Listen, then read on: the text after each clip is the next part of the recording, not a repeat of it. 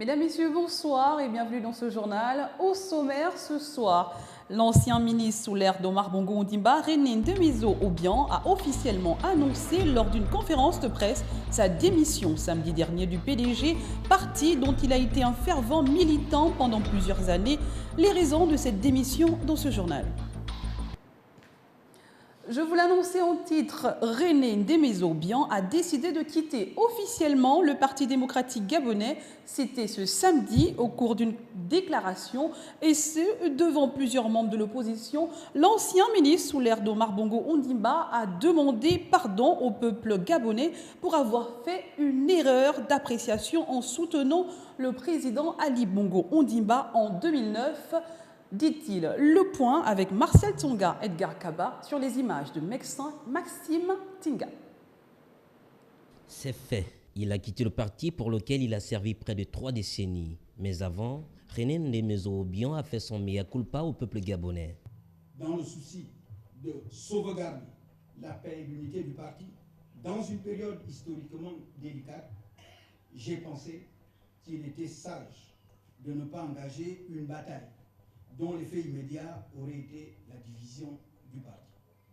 C'est sur la base de cette appréciation que, tout en étant radicalement opposé à toute monarchisation du pouvoir, j'ai accepté de faire partie du comité stratégique de campagne d'Ali Bongo Ondimba et d'être un des 2 coordinateurs de cette campagne pour la province du Haut-Rhin.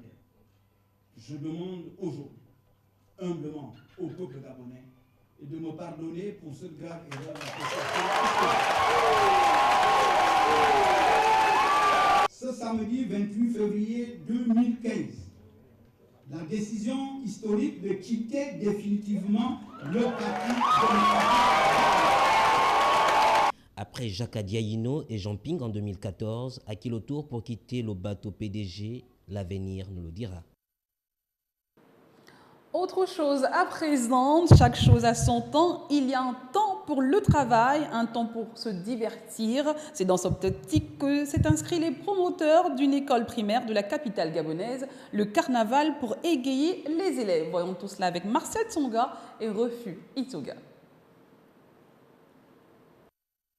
Le carnaval, cette fête traditionnelle, populaire et costumée, marquée par des bals et les défilés, a été l'occasion pour les responsables d'administration de ces établissements de faire comprendre aux enfants les merveilles de la vie. En ce moment, nous sommes à la 8e année de la Belle Porte Academy. Aujourd'hui, c'était le carnaval. On a encore marqué un coup, comme d'habitude.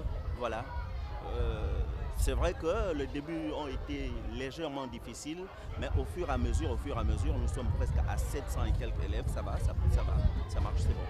Nous le faisons pour qu'un temps, une journée dans leur année, les enfants puissent avoir un souvenir d'être devenu quelqu'un d'autre, qui est devenu Spider-Man, qui est devenu princesse, qui est devenu un roi ou un chef. Bon, pendant une journée, les enfants ont le sentiment d'être quelqu'un d'autre, d'être mieux. Quand nous voulons faire comprendre aux enfants, c'est que la vie est merveilleuse, qu'en dehors de tout ce qui peut se passer, il y a la joie. Donc ce que je veux que les enfants comprennent, c'est qu'on peut être joyeux quelles que soient les circonstances. Administration, les écoliers et leurs parents ont pris le rendez-vous pour l'année scolaire 2015-2016, une occasion pour l'épanouissement des enfants. Restons toujours dans cette ambiance. C'est devenu presque une coutume dans cette école où les élèves apprennent que la vie est merveilleuse à travers le carnaval organisé chaque année dans cet établissement. Les élèves ont l'air de s'épanouir.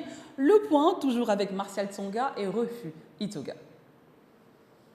Ils sont vêtus de leurs plus beaux déguisements. Ces élèves, tous heureux, dansent au son des différentes mélodies en vogue en ce moment. Ces écoliers, esquissant un pas pour se faire admirer, ne cachent pas leur satisfaction. Je m'appelle Euda Morel. Aujourd'hui, je suis venue à l'école de Belle Porte Academy pour faire un carnaval. On a marché, on a chanté, il y a eu la fanfare, ça s'est bien passé, ça s'est très bien déroulé. Je m'appelle Ango Fegan Hilaire Julien. J'apprends à la Belle Porte Academy. Nous sommes venus ce matin pour présenter notre carnaval à toutes les autres écoles. Le carnaval s'est bien passé, la fanfare nous a accompagnés et je souhaite une bonne journée à tout le monde. Bonjour, je m'appelle Zango Michael Elisa Béatrice. Je suis à la Belle Porte Academy. Je suis venue présenter notre carnaval à tout le monde. toutes les autres écoles. On a marché avec les enfants, on a chanté et tout.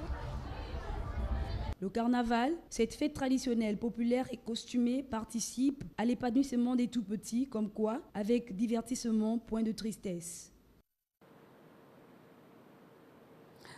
Le Front uni de l'opposition pour l'alternance a animé une causerie politique dimanche dernier au quartier Nzengayon dans le 6e arrondissement de Libreville. Unité de l'opposition, difficulté de passage sur les télévisions publiques, tels étaient les sujets abordés au cours de cet échange avec la population de ce secteur. Voyons tout cela avec Georges Mexan, Tountoun.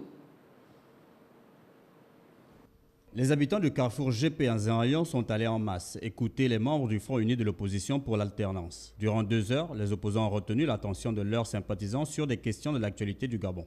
Mais lorsqu'on sert la nation, on doit dépasser l'amour du maire, on doit exercer un devoir de gratitude, y compris avec ses enfants. Oui, j'ai invité M. Onaondo à exercer son devoir de gratitude à l'égard ou au bénéfice de celui qui l'a nommé là. Il doit savoir se surpasser. Il doit être un homme d'État. C'est ça la différence entre un homme d'État et le petit citoyen. On doit être un petit citoyen, bon, gentil, c'est bien, mais il n'est pas un homme d'État, alors il doit dégager. Mais ça, c'est pour l'avenir.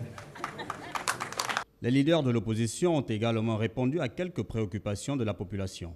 J'aimerais savoir si on va aller à l'élection sans TV+, tout en sachant qu'on ne va jamais passer à la une. Mais je voudrais vous dire aussi que même si TV+ est rétabli dans ses droits, la totalité de ses droits, récupère son matériel, nous avons besoin d'une télévision qui appartient en propre au front.